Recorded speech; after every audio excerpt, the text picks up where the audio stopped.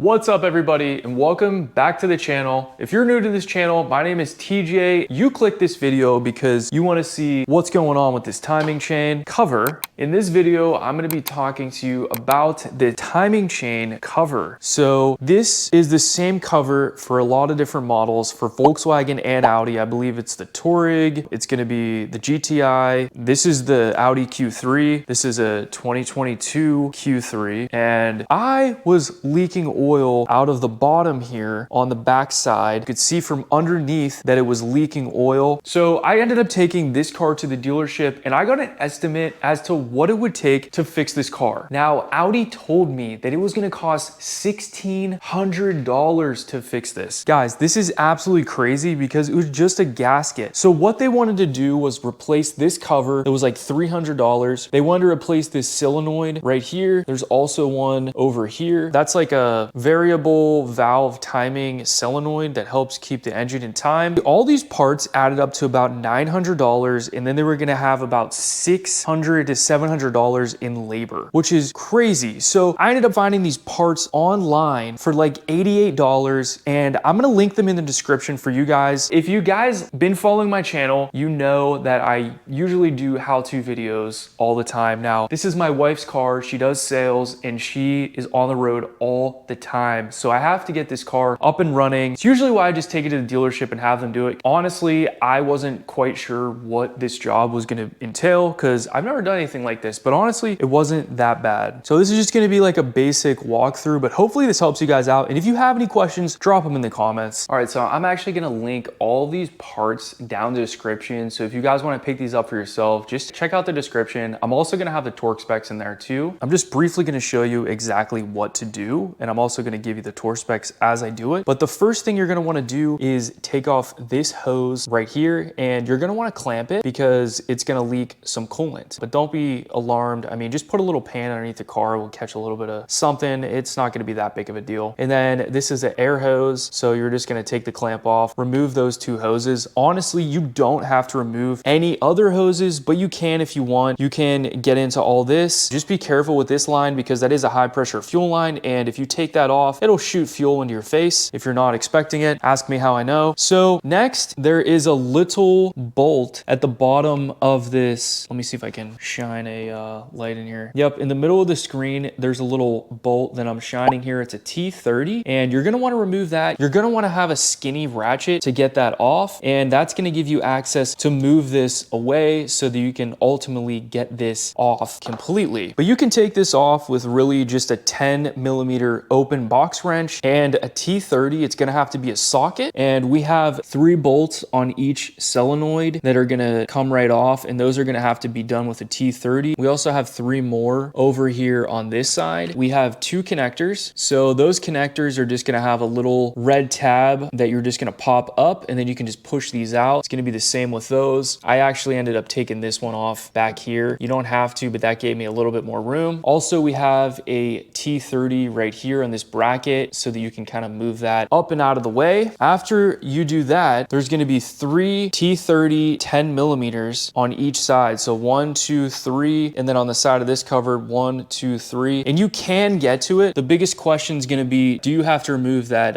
engine mount? And the answer is no. You do not have to move that bracket or the engine at all. You can definitely get in here to those bolts. There's that other bolt back there that I'm shining the light on. You can definitely hit those without moving that bracket. After you take that out, guys, in the kit that I'm linking in the description, all you got to do is literally just put that new one back on. Now, I will recommend, I went to the Honda dealership and grabbed some Honda Bond, some sealant, and I did rub it all the way along the metal side of this casing, going all the way around. And then I also did that for these solenoids as well as these bolts, because it seemed like oil was coming out of those bolts. Another thing to keep in mind is these bolts actually are attached to the gasket. So whenever you're spinning these off, these bolts, these 6 that go around, will actually not come all the way out. They will stop on the gasket, so you don't have to worry about dropping those. These ones on the solenoid actually will fall out, so you do have to be careful with those. You don't want to drop those. But that's pretty much it. After you're done with that, and you do want to put Honda Bond on here, you don't have to do that. That's just an extra step that I did, and I'll let you know down in the comments if it's holding up for me and if it's not leaking anymore. But the torque spec on this bolt right here here is going to be 9 Newton meters, and the torque spec for these bolts over here are going to be 4 Newton meters plus a 45-degree turn. And then that's going to be all tight and ready to go. After that, you just button everything back up and you should be all good to go. Guys, this job took me less than 2 hours, I would say, mainly because I wasn't filming it for once, but it's actually a pretty easy job. I really hope that this helps somebody out. I love doing how-to videos. I am really sorry that I wasn't able to do a how-to video on this one because I was just completely rushing it, but it is not hard. And if you guys have any questions, feel free to drop them down in the comments so that I can help you guys out. But it kind of seems like this is a common issue with these cars as far as I am aware of. Don't be scared to tackle this yourself. You really don't need that many tools in order to do this. Like, honestly, if you don't even have the tools to do this job, you could probably spend $30 on the tools and you'll have everything that you need in order to do this. Also, I want to just add this in, if you're still watching this video, that my wife was driving on the highway the other day and her oil pan, it's a plastic oil pan on these cars, and that thing just, like, basically the oil pan cracked and she got a low oil pressure light. She called me, she's like, hey, what do I do? And I'm just like, you know, go to the store, check the oil level. If you need to buy some oil, just top it off. And she did. It looked like it was a tad low. She topped it off and then she kept driving, called me back again. And she's like, car's smoking. I'm like, pull over. So she pulled over, and after that, the oil pan just cracked underneath and like 2-3 quarts of oil just dumped on the ground. Like, it was just a miracle that it didn't happen while she was driving the car. But it's really weird. I don't really like how these oil pans on these cars are made of plastic. That's just something to be aware of, because I did take that to a dealership, and the reason behind that was it was dumping oil and I just had my driveway sealed and I didn't want that thing dumping all over the ground and just making a mess while I was trying to figure that out, and just wanted them to do it because I didn't know if it was more damage. But anyway, they charged me $900 for that and I was ticked off about that, but it's fixed now, so I'm happy about that. And as I was looking at the bottom while I was checking out this leak just to make sure there wasn't anything else, because my wife is now nervous to drive the car, I noticed that the oil pan was like seeping again. So I'm gonna have to take it back to the dealership because I don't think they really did that good of a job. But the moral of the story is this is so easy, I would say, to do. Like mid-grade, maybe a little bit less, like a 4 or 5 skill level to do this job. Don't be scared to do it because it's gonna cost you like $80 to $140 with the parts and tools that you're gonna need. And the dealership is literally gonna charge you anywhere from probably $1,000 to $1,600 like they did to me. So make sure that you guys check out the description. I'm gonna have the torque specs in there. And if you guys have any questions, please feel free to reach out to me and comment on this video and I'll try to help you out because it's a pretty basic job and I wanna make sure that you guys are gonna be able to do it and do it right. So thanks for watching this video. If this helped you out, make sure to hit the like button and subscribe for some more videos. And if you're new to the channel, welcome. Hit the subscribe button because we got some more videos on the way. So thank you guys. We'll see you next time. Peace.